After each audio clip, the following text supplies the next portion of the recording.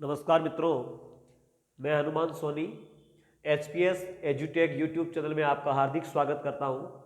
साथियों, कल से मैंने एचपीएस एजुटेक यूट्यूब चैनल लॉन्च किया था और उसमें मैंने आपको बताया था कि आपको हर रोज़ general knowledge and general science की क्लासेज आपके साथ शेयर किया करूंगा।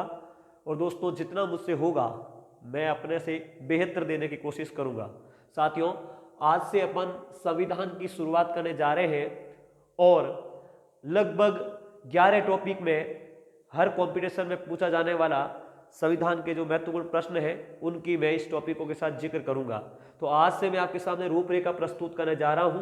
दोस्तों, हर रोज अपन एक एक टॉपिक पर बातचीत करेंगे। अगर कोई टॉपिक बड़ा होगा तो उसकी वीडियो 2 या 3 बना दी जाएगी। तो सबसे पहले अपन बात करेंगे दोस्तों, संविधान का अर्थ। संविधान का अर्थ एवं विशेषताएं। हर एग्जामिनेशन में दोस्तों संविधान की विशेषताओं से काफी सवाल उठाए जाते हैं, जैसे संविधान एक लिखित संविधान, संविधान निर्मित संविधान। हर संविधान की किसी न किसी विशेषताओं से आपको सवाल देखने को मिल जाता है, तो इस पर अपन अलग से वीडियो तैयार करेंगे।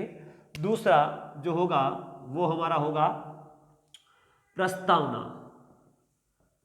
प्रस्तावना का एक प्रस्तावना के बारे में अपन पूरी की पूरी जानकारी प्राप्त करेंगे। तीसरा जो होगा वो होगा दोस्तों संवैधानिक विकास। संवैधानिक विकास, जिसमें दिसंबर सन 1600 ईस्वी से ईस्ट इंडिया कंपनी जब स्थापित हुई और उसका भारत में आगमन हुआ, उसके बाद भारत में उन्होंने अपनी शासन व्यवस्था को चलाने के लिए जब राज्य व्यवस्था को अपने हाथ में लिया, तो दोस्तों कौन कौन से एक्ट पारित किए, कौन कौन से अधिनियम लाए गए, उन अधिनियमों में क्या व्यवस्था की गई। हमारा जो संविधान है कोई 2-4 दिनों में बनकर निर्मित नहीं हुआ। उस संविधान को बनने में बहुत बड़ा समय लगा और उसके पीछे भी बहुत लंबे समय से जो अधिनियम चले आ रहे थे, उन अधिनियमों में कौन कौन सी व्यवस्थाएं की गई, उन सभी का अपन बातचीत करेंगे। फिर अपन देखेंगे दोस्तों संविधान के महत्वपूर्ण भाग एवं महत्वपूर्ण अनुच्छेद। कुछ संविधान के जो महत्वपूर्ण भाग है उनके बारे में अपन जिक्र करेंगे। जैसे दोस्तों अपन भाग 1 में 1 से 4 आर्टिकल के तहत संघ और राज्य क्षेत्र के बारे में बातचीत होती है, उसके बारे में बातचीत कर लेंगे। भाग 2 5 से 11 के तहत सिटीजनशिप जो नागरिकता का प्रावधान है उसके बारे में थोड़ी बातचीत करेंगे। कुल मिलाकर अपन जो 22 भाग है आज के दिन, 22 भाग जो मूल संविधान में थे और आज के दिन लगभग 25 भाग हो चुके हैं, तो उनके बारे में एक बार अपन जिक्र करेंगे। उसके बाद में होगा दोस्तों अनुसूचियां।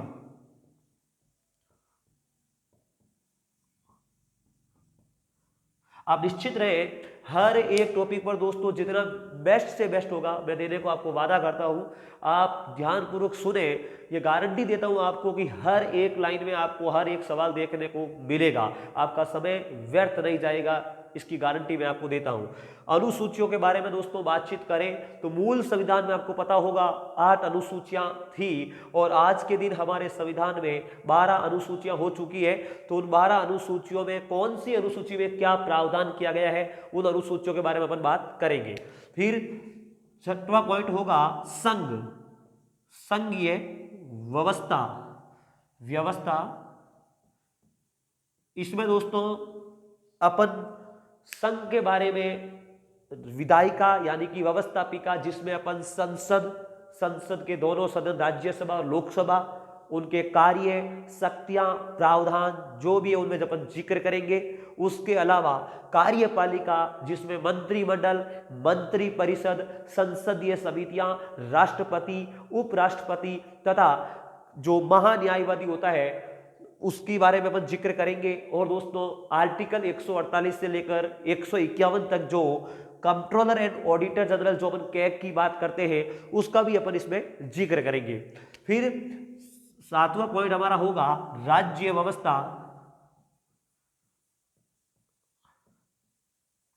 इसमें भी अपन राज्य की राज्य व्यवस्था जो होती है दोस्तों, मेरे कहने का मतलब राज्य में जो शासन व्यवस्था होती है जिसमें व्यवस्थापिका वही विधानसभा, legislative assembly and legislative council, उसके बारे में अपन बातचीत करेंगे। उसके अलावा अपन राज्यपाल, राज्य की कार्यपालिका जिसमें मंत्रिमंडल, मंत्रिपरिषद, मुख्यमंत्री, उन सभी की बात करेंगे। साथ ही साथ अपन दोस्तों महाअधिवक्ता जो राज्य का सबसे बड़ा विधि अधिकारी यानी कि प्रथम विधि अधिकारी होता है उसकी अपन बातचीत करेंगे। उसके बाद में दोस्तों अपन देखेंगे, उसके बाद में अपन बातचीत करेंगे महत्वपूर्ण संविधान संशोधन, महत्वपूर्ण संविधान संशोधन।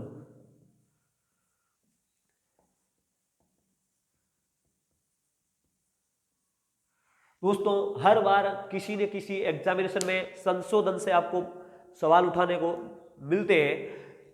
कोई ऐसा एग्जाम नहीं मिलेगा जिसमें आपको संविधान संशोधन के बारे में सवाल नहीं मिलता है। तो भारतीय संविधान के भाग 20 आर्टिकल 368 में आपको संविधान संशोधन की जो प्रक्रिया है उसके बारे में आपको समझाया जाएगा। उसके अलावा इसमें जितने भी संविधान संशोधन जो आपको महत्वपूर्ण है उनके बारे में मैं बातचीत करूंगा। जैसे मैं बातचीत करूं कि भारतीय संविधान में केवल एक ही जगह पर कैबिनेट शब्द का प्रावधान मिलता है आर्टिकल 352 भाग 3 में। तो दोस्तों इसका प्रावधान किस संशोधन के तहत हुआ? जैसे 44वां संविधान संशोधन, इसी के तहत अपने को पूछ लिया जाता है संपत्ति का अधिकार किस संविधान संशोधन से हटाया गया, तो 44वां संविधान संशोधन। बहुत महत्वपूर्ण संविधान संशोधन है जिसमें महत्वपूर्ण प्रावधान है, उनका मैं एक साथ में आपके साथ जिक्र करूंगा। फिर दोस्तों अपन बात करेंगे न्यायपालिका।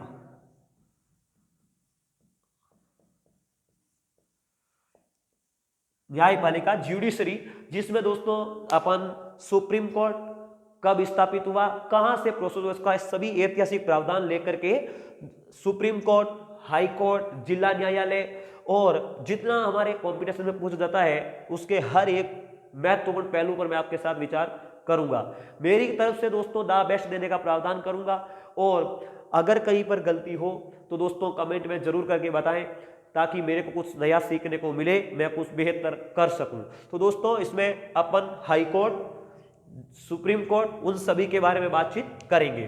फिर दोस्तों 10वां हमारा पॉइंट होगा स्थानीय स्वशासन। स्थानीय स्वशासन, इसमें दोस्तों अपन पंचायती राज, नगरीय स्वशासन और ग्रामीण स्वशासन दोनों के बारे में बातचीत करेंगे। शुरुआत से लेकर के 73वां कॉन्स्टिट्यूशन अमेंडमेंट एंड 74वां कॉन्स्टिट्यूशन अमेंडमेंट, उन सभी के प्रावधान, चाहे मुझे 10 वीडियो ही क्यों न बनाना पड़े, लेकिन दोस्तों मैं एक एक पहलू पर आपके सामने बात रखूंगा, इसका आपके सामने वादा करता हूं। तो स्थानीय स्वशासन के बारे में अपन बातचीत करेंगे। और दोस्तों संसदीय समितियां वगैरह जो है वो मैं संसद संघीय व्यवस्था में ही आपके सामने रख दूंगा।